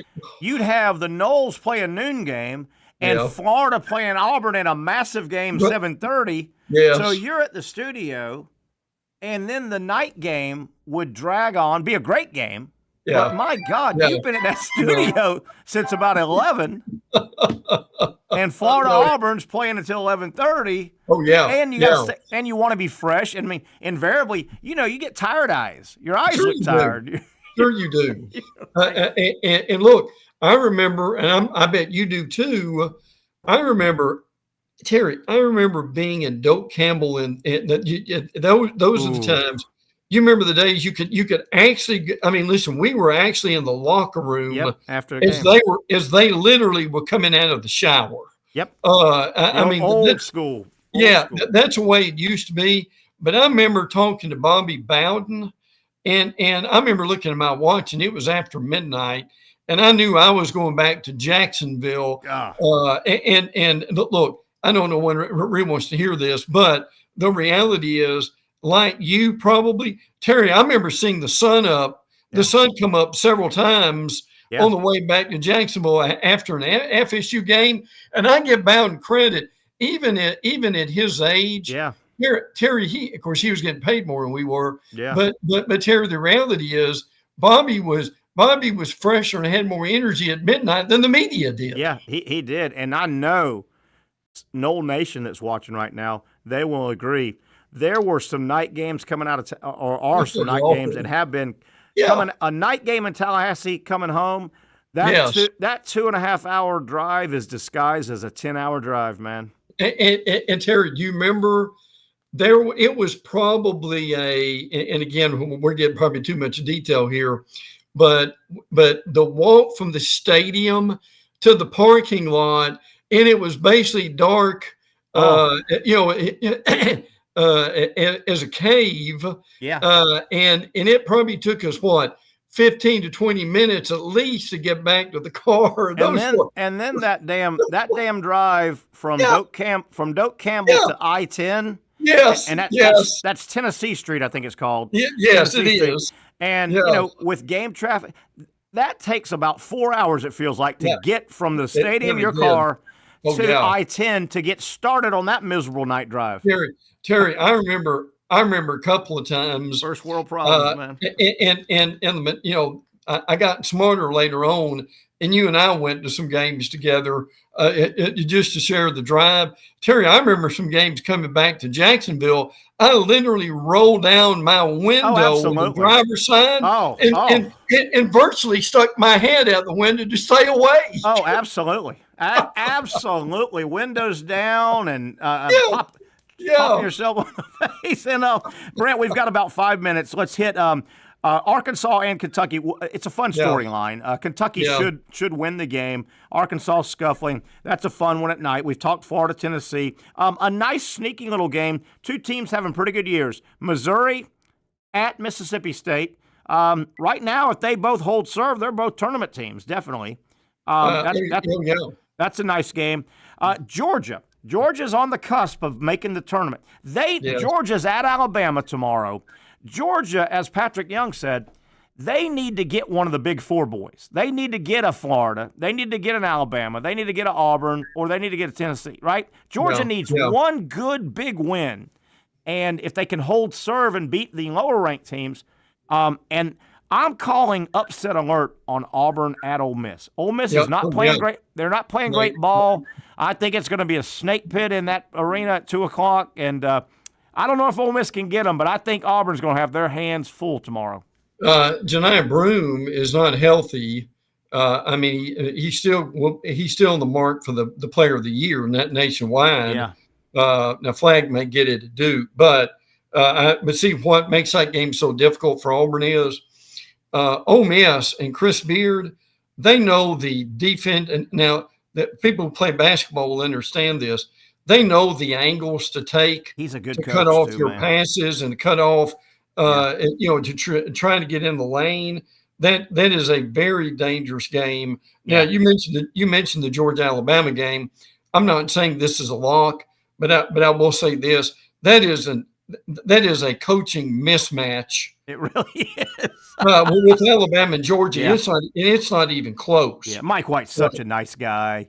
Yeah, But Mike White should be your first lieutenant on your bench on a college basketball staff. Right. I agree with that. And he should be making a lot of money. He's a good recruiter. He knows basketball. He's not a big-time head coach, right? He should be sitting next to a big-time head coach as the number 2 guy, making a gob of money and vital to the team. But you're right. That is a mismatch and a half coaching. I tell you, another decent game is Vanderbilt at Oklahoma. Yeah, Vanderbilt's number 24. They're in the tournament, man. Yeah, they beat Kentucky. They beat Tennessee. Listen, that's a devil of a team to get. And, I wouldn't know Mike Bynington, I think his name. I wouldn't know if Yeah. it's him. I know. And God bless him. If he walked in and slapped me in the face, I wouldn't know I just got slapped by the head basketball coach at Vanderbilt. Right. But he's doing. Yeah. They say he's a good coach. He paid his dues. He knows what he's doing. Yeah. But as we said earlier in the week on Wednesday, there are 9 SEC teams in the net ranking of the top 24. 9. Wow. 9. That's amazing to be able to think about that. But I'm telling you, go ahead, Brent. But from noon to midnight, tomorrow is one of the best days of SEC basketball we've ever seen. It is nice, and obviously tomorrow the calendar turns to February, and I think a lot of people, not just Southern people, but a lot of Southern people, when February 1 hits, to us, college basketball really is forefront. Yes. And, of course, obviously, baseball, pitchers and catchers. Right.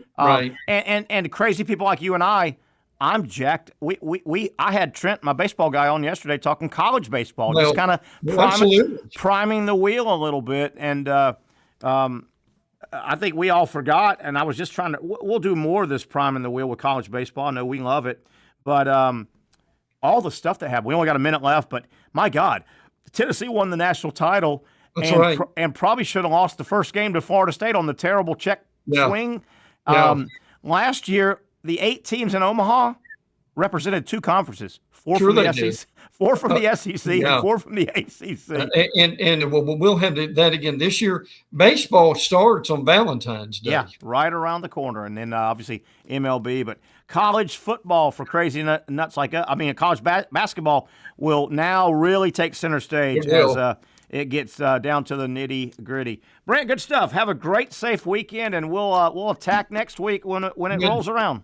Sounds good, man. Thanks much. Thank you, buddy. That is my good buddy, Brent Beard, one of the best in the business. He is a college football and basketball analyst. He appears on shows all over the Southeast. Very well respected, and we appreciate Brent being part of our show here. He really improves the product, I guarantee that. Thanks to Zach. Thanks to Patrick Young. Thanks to Brent Beard. I'm Terry Norvelle. Have a safe weekend. We need you back Monday at 4 o'clock as we review a busy sports weekend. Have a great weekend, everybody. For those dealing with pain from a sports injury, arthritis, or spine condition, Southeast Orthopedic Specialists offers innovative new non-surgical options. Our regenerative medicine treatments, including platelet-rich plasma and other regenerative treatments, use your body's own restorative cells to aid in treating injuries. These procedures are performed in our offices and typically require minimal downtime. If you want to get back to doing what you love, our regenerative treatment options may be right for you. For more information or to schedule an appointment online, visit our website.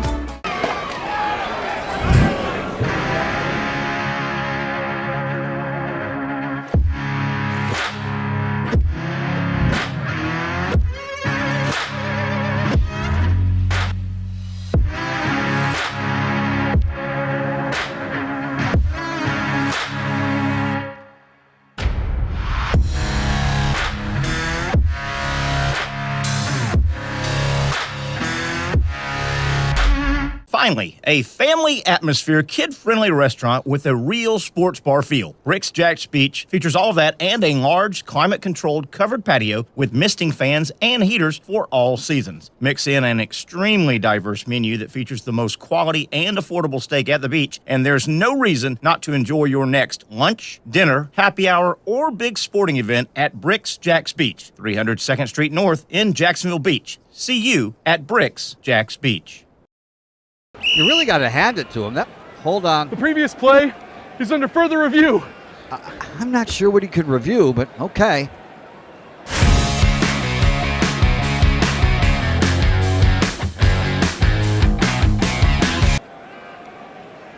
Sure has been a while.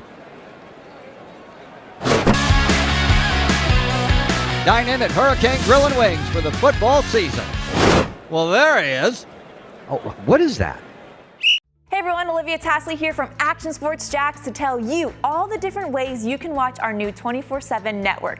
3 easy steps. You don't even need a pen and paper to write it down. Step number 1, download the app. Search Action News Jacks in your app store either on your phone or your smart TV. Then, once you're on the app, click on that little drop-down menu in the upper left-hand corner with the 3 little lines.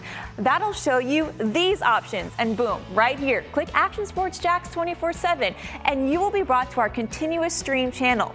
That app can be accessed through all these different platforms. Whether you have Roku, Fire TV, Smart TV, Apple TV, or Google TV, you can find our app. Now, if you don't have access to the app, don't worry, we still got you covered.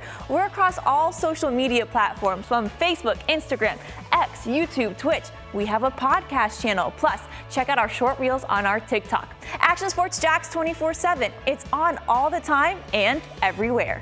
It's a new logo, new branding. With Bold City Heating and Air, it's an old school approach. One of the few locally owned and operated air conditioning businesses left in Jacksonville. It's hot, Florida in the summer. You can't do much to avoid it, but you can keep cool with Bold City Heating and Air. It's every customer counts kind of service, from when these trucks have pulled up to my home over the last couple of years and when they pull into your driveway as well. From communication to pricing to the actual service, everyone at Bold City Heating and Air cares about you. You know who is coming to your house. You know they will be well trained, and they will respect your home. Air conditioning convenience at BoldCityAC.com. Stay cool while it gets hot. Bold City Heating and Air can help. Don't get caught sweating all summer. BoldCityAC.com, and they have financing to help. New systems starting at $110 a month and $50 off any repairs. Stay safe, stay comfortable with Bold City Heating and Air at BoldCityAC.com.